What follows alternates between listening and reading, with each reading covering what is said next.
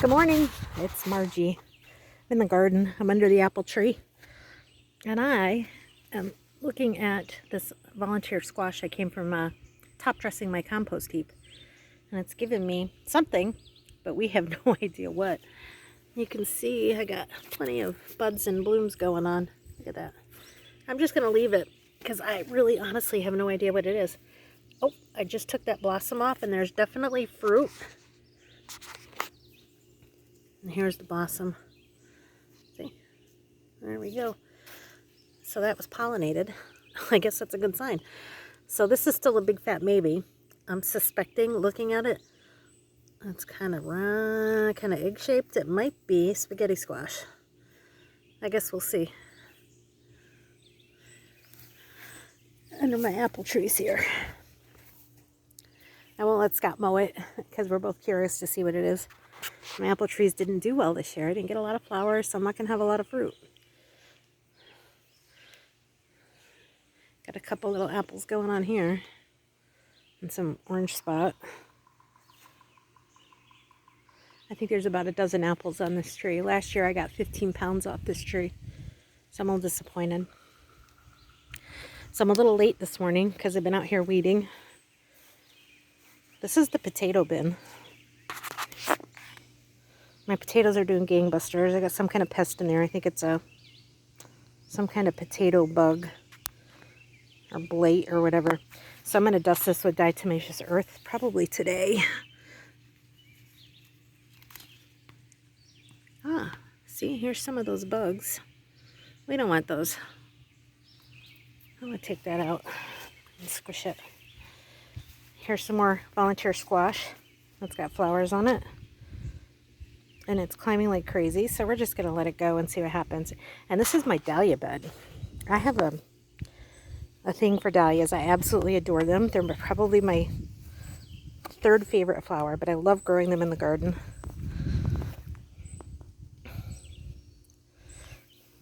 This is going to be my first bloom this year. Look how big that plant is. This is good for us because in the Northeast, I typically don't get flowers, even buds this early, so I'm pretty excited. Plus I top dress this with composted soil, so they seem to be really enjoying it. See, this squash plant was a volunteer, but it's obviously sick. There's something going on here. I was going to wait and see if it would recover, but I don't think it's going to. It's not a big deal. It is what it is. And my baby's breath.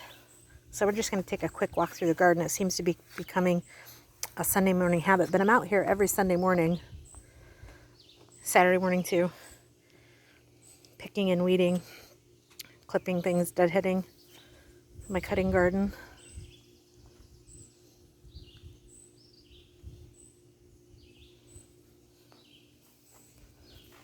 My coreopsis has bloomed. Ooh, it's bright.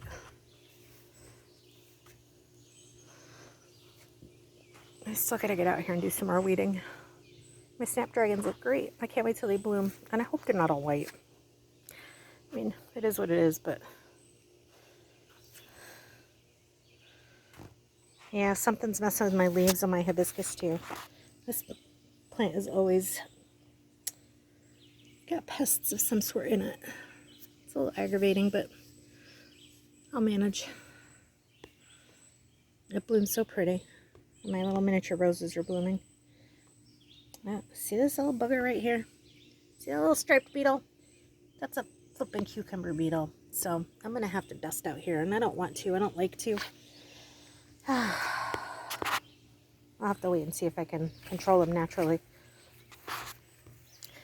And my overgrown garden and peas, and look at that. That's a spaghetti squash. Look at that. That's only about 2 weeks old. That thing is growing gangbusters. All my lettuce and my spinach. I'm letting my spinach go to seed. I'm going to try to collect the seeds. So I'm not going to pull it all. I did clip some of it back. Our cherry, our lemon drop hot pepper. So we'll see what happens with this. I got some nice buds on that, and it seems to be continuously growing. And that's basil. And my cukes. See, I got a cucumber down here. I got something messing with this plant too. Probably cucumber beetles, because That seems to be the name of the game this year. That's part of gardening. We'll go back over here. I'm going to look back in the squash here. This is what I'm so excited about. Look at that bed. And it's climbing all up this trellis, which is what I wanted. I don't know if I'll use these trellises next year. Didn't do exactly what I wanted it to do. But yeah, we're going to have spaghetti squash up the wazoo. This is crazy. I'm pretty excited about it. Oh, see, there's another beetle that I'm going to have to get out here and do something about. Look at how that's climbing. We're going to walk around. It's getting a little warm in the sun.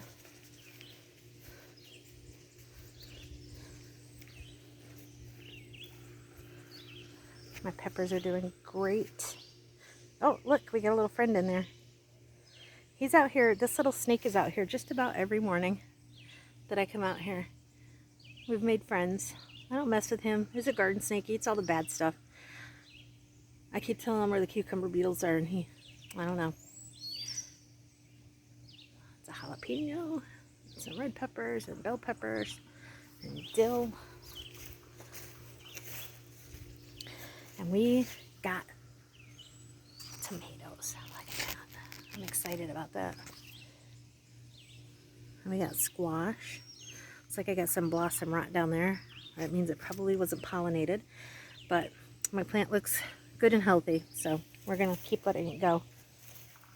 And we got some zucchini in here that is set fruit. So probably a week or two. Zucchini and squash grow pretty fast. And it looks like I might be dealing with some powdery mildew. I'm going to give it another day or two and see what happens. And more blossoms from all the spaghetti squash. And these are pumpkins, these big giant leaves here. And they're starting, I top dressed it with composted soil this morning. Pumpkins are heavy feeders.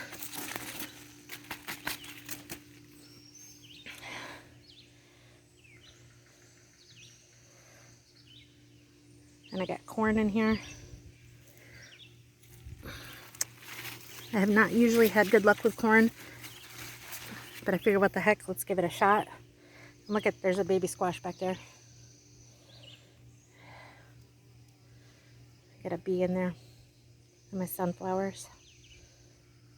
And stuff I need to weed. And my little baby tomato that my sister gave me. So I did some major moving yesterday. And digging up.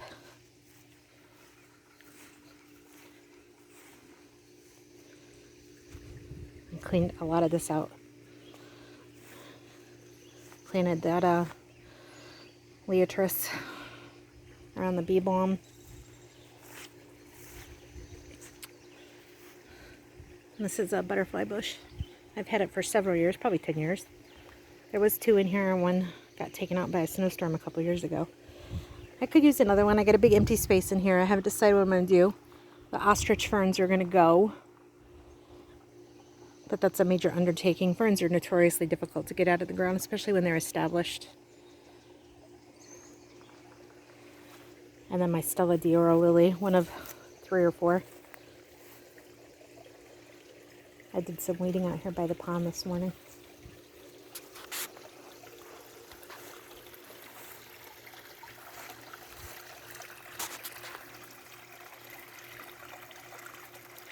And Scott's fish. It's a pretty morning. We got a nice lily over there blooming.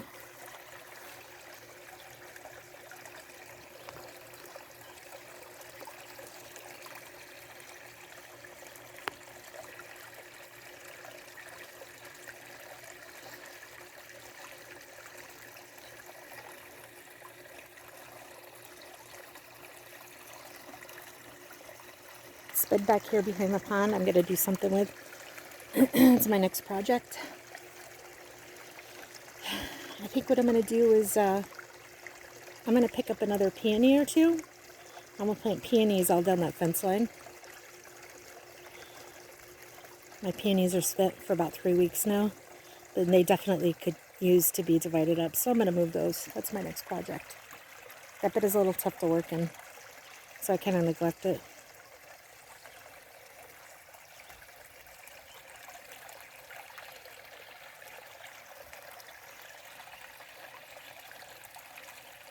I don't typically name my fish. We've had several of these fish. Gosh, we bought them when we got married, and he put a water feature in because we got married here at home in the garden. It was a small water feature, probably a quarter of the size what we have it now, and we bought that big white fish and that big gold koi. Gold koi is a standard koi. The white one is a butterfly tail. You see him right there. The white one I've always called Falkor because he reminds me of Falkor from the Neverending Story. So he's the only one I've named, but we've had that fish for 10 years now. And the gold one. A couple of other ones. That big one right here, it's under that weed. Looks like it's got flames. It's got orange and blue. We've had him for 7 or 8 years. A couple of the other ones we've had for a long time too. There's Falkor. Yeah, I name my fish. I always come up to say hi because I think they're looking for food. Little grubbies.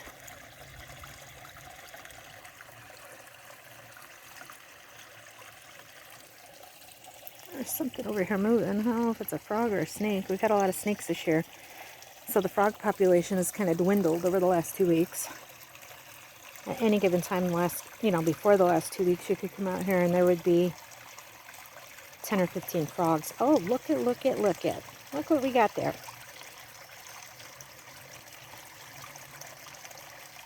See, I find that exciting. And that's probably what I was hearing, and he's gone. Oh, there he goes. Back to the garden. So he's probably over here getting a drink. So not much going on in the garden other than weeding and moving, and things are starting to bloom more. Japanese beetles are going on. You can see my trap back there. My blooms and my roses are pretty much done, and this is the back of the garden. This is where all the work happens. I'm considering taking out these big bushes here on either side of the gate.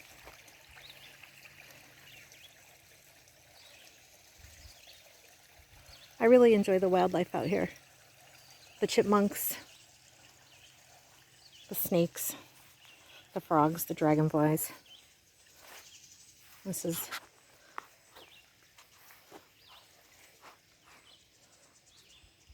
my labor of love, really.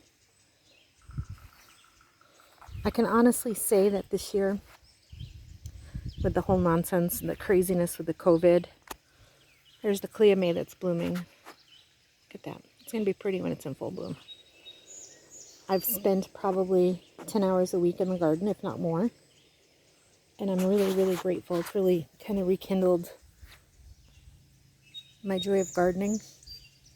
I just planted this coneflower. It's a Cherokee or Cheyenne Spirit mixed cornflower. It's supposed to be yellows and oranges and golds. I can't wait to see it when it's really, really in full bloom. And all this, I gotta get in here and weed all this, these irises and stuff, and do some divisions. But I was saying, I really enjoyed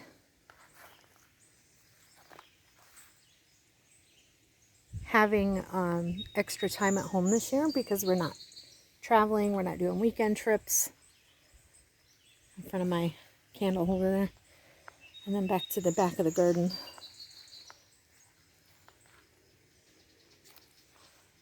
We haven't been doing weekend trips. We haven't been running around busy. We're pretty active adults. Our kids are grown. We got grandkids. So there's a lot of trips to see the kids generally. And this is the back of the garden, and then my workspace behind everything. With my pots and my table and hostas that I digged up. And that's some feverfew that I gotta move that's volunteered down here. Look at that. I gotta clip that and dry it, and I want some to go to seed so I can plant it in the garden. And then back to the back side of the garden. But I've really, really, really kind of rekindled my love of gardening this year. I've always enjoyed it, and I've always gardened. to some extent, but this year it's been pretty extensive. And I've really kind of gotten back to the basics: composting, top dressing, clipping my roses. I try to keep it as organic as absolutely possible without losing half my garden, because sometimes pests happen. And I'm really excited this year to be out here. So I'm not totally unhappy that we've been forced to stay home. Comfrey. This is a beneficial plant for the garden. Comfrey, or comfrey, some people call it. This is really high in nitrogen, these leaves. The bees absolutely adore these. So the pollinators, it attracts the pollinators. You clip it back. I've clipped this back twice already. And it's pretty much almost regenerated again. I add it to my compost. I make compost tea with it. I dress my tomato plants or my tomato plants with the leaves, after I cut them up and chop them up, because it's really, really high in nitrogen. This is also very anti-inflammatory. In the olden days, they would, when people did more natural healing and herbal healing, they would chop this up and make a poultice out of it for lesions, sprains, breaks, bruises. It's incredible for poison ivy. All you do is chop the leaves up and boil them a little bit and make like water, and you cool it and you use it on your poison ivy. It's just, I've given it to friends. I have people that request it now. It's an incredible, incredible healing plant, and it clears up poison ivy super, super, super fast. Look it up online. Google it. Comfrey, Comefry. This is just an amazing plant. But plant it where you don't mind if it spreads, because this stuff will spread like crazy. And the roots are super duper deep, so it's really hard to move once it's in the ground. Definitely if you're a gardener, if you have a homestead, if you garden, if you have a little patch of land that you work, this plant does amazing things. And then back to the vegetables. My little veggie patch in my little cottage garden. But anyway, as I was saying, I'm really grateful this year that I've had the chance to really get into the garden. I mean, so many people are struggling with food issues. We're not. We're very lucky. We're very blessed. Food is not an issue for us. Income, we're okay. We're fine. I'm considered essential because I work in heating and cooling. But I know a lot of people aren't. And gardening is so easy. It's so easy to grow your own food. It just takes a little patience. And if anybody needs a hand or has questions or wants help, hit me up. I am more than happy to answer questions about flower gardening, about vegetable gardening. I'm not an expert by any stretch, but I truly have over 20 years of gardening experience. Thank you, Mr. Wynn, in high school. Thank you, Dad, because we always had a large vegetable garden. That was part of our chores growing up. When my parents had a garden before my dad got really sick, we had to help with weeding. And my grandfather was a gardener. So I have many, many years of experience. I do it now for pleasure. I do it because it makes me happy and it relaxes me. And I honestly really enjoy growing my own food. Look at this. See the pollinator, that bee just went into this spaghetti squash. And that bloom is just about done, but he's in there doing what he's got to do. That makes me happy. I haven't seen a lot of honeybees this year. I haven't seen any honeybees this year. I've seen a lot of bumblebees, a lot of other wood bees and other pollinators, but bees are such a problem on the East Coast, in Connecticut specifically. I don't know about other states. We need bees. I've considered hives, but I think we're too close to neighbors. And we have a population of bears that would probably be problematic. And we do have bears. Yeah, we have bears. I saw a bear out here last year, just over here, going through the yards between our houses. At first I thought it was a dog, and then I was like, holy F-bomb. That isn't a dog. And I backed myself into the house really slowly and had a good laugh about it. Because I did. I thought, our neighbor doesn't have a dog. What the hell kind of dog is that? That ain't no dog, you dumbass. Anyway, it was nice seeing you guys. If you have questions, if you get bored of my videos, just unsubscribe. And if you have questions, please just hit me up. I'm glad to help. Have a good day, guys. Bye.